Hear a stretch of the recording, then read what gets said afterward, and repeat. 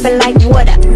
I got it, dripping like water. I got it, dripping like water. I got it, dripping like water. I got it, dripping like water. I got it, dripping like water. I got it, dripping like water. I got it, dripping water. Yo, what's up, everybody? I'd like to welcome y'all to the Aqua Boogie TV podcast. Real people, real content, real conversations. Keep it dripping. Drip.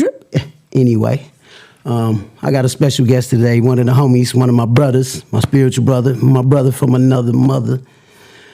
Somebody that been showing me a lot about this game, and we've been learning from each other, but hey, he's experienced, he's a vet, he's a seasoned vet. I'm gonna let him introduce himself. Tell him your name, brother. I got a lot of names, bro. Marlon is my birth name. Marlon Brown. I go by Manifest Moby as an artist. And I go by Moby, just, as far as the business go, Mo or Moby. And I run Synergy Management. That's pretty much what's out in front, as far as that kind of precede me.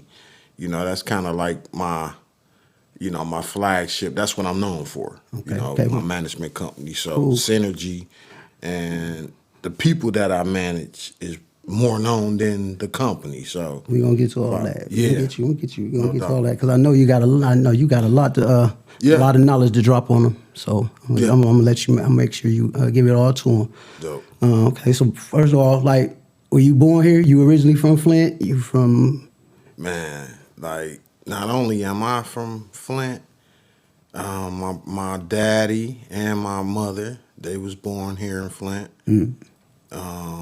Migrated, from the South for the most part. My mother's from D.C., so that's South, but it's Southeast. Either way, like, generationally, I'm the second generation. D-rooted Flintstone. Second generation Flintstone. But Beecher is where that was my next question. That's the, which is, a little north of Flint. Right. So when I was birthed at Hurley, I went home to Beecher. Okay. So, and that was my existence, my whole upbringing. So. Okay. So, you from Beecher. Now, how was it? How was it coming up out in the book, man? I know about the book. I know y'all get down. It's cool. Man, to be honest with you, like, being out there, it's different than, like, it's just like any neighborhood during our, when we was coming up. Like, a lot of what we might have thought of outside of the neighborhood when we hearing about what's going on, it was always like, it might sound bad, it might sound like this, but being in it, like, it was the best, man. Like, our generation, bro, like, we being kids from the baby boomer generation, we pretty much had the best generation across the board.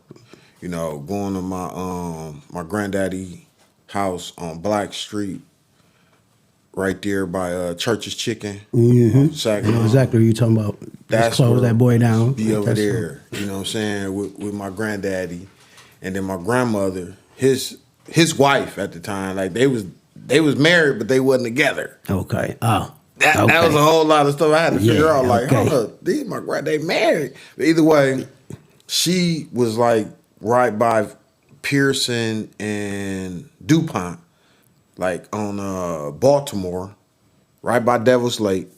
So I grew up over there, going to my grandmama's house. My mother's mother, she was on Taylor and Mason, so I'm over there. Okay. My aunt was on Dayton and Chippewa, so I'm over there over all the time. So I'm all over the north side. Right. For the most part. I'm all over the north side growing up. And in Beecher, right? So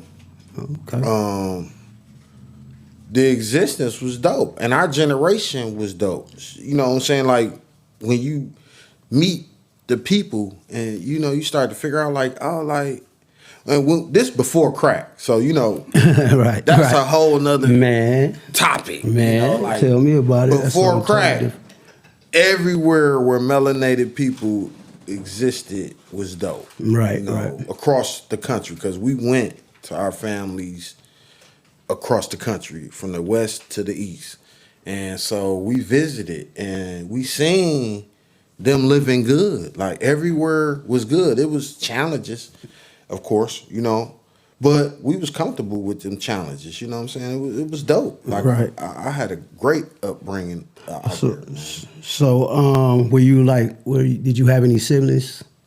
I got 3 brothers. 3 brothers. 3 brothers. Older, you the older one, the younger I'm one. the second Okay. of 4. So, you know, I gotta, you know, and my younger brother under me, he 5 years younger, and my brother older than me, he like not even 2 years older than me. So me and my older brother, we like twins damn near. You know what I'm saying? Like we tapped in, and then my other 2 little brothers, they was like 2 years apart, so they was like really tapped in. Right. So my upbringing, bro, was like it was perfect, man. Like when I look back, you know what I'm saying? Like my parents, they was good, hard-working people. You know, both my parents, no addiction, no hang-ups at all. Like no problems. It was That's functional, cool. very functional, highly functional. You know, my daddy worked and hustled. Right. Get the grind on. Ain't mad at him. Yeah, he did You know what I'm multiple. He had multiple income streams. So like I seen that, you know what I'm saying? And my brothers, man, my older brother, you know, being the second of 4, I wasn't the middle, but I kind of carried that, you know what I'm saying? Because my little brother under me was sick. Oh, he was born with a kidney disease. So I had my older brother, he got that distinction. My sick brother, he got that distinction. And then my baby brother, he got that distinction. I didn't quite have a distinction. So, but I figured out my distinction. Right. My distinction was not having a distinction. There it is. I'm like, oh, I'm the X factor. Right. I figured out, like, oh, y'all got labels. I didn't have a label. Right. So that was my label. By not having a label. You know what I'm saying? I was like pulling them together. And to this day, yeah, that's my role. You know what I'm saying? Want 'em, I got 'em, dripping like water. You want 'em, I got 'em, dripping, dripping water.